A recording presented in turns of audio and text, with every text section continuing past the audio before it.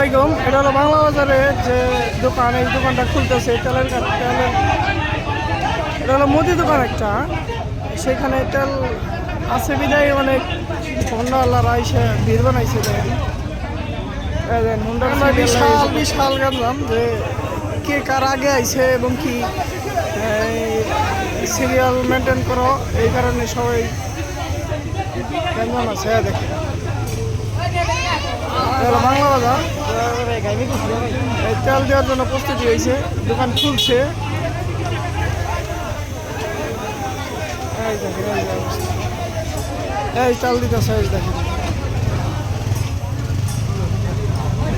এটা হলো আপনার দাদা নাতি স্টোর, এখানে তেল দিতেছে দাদা নাতি স্টোর বাংলা বাজার।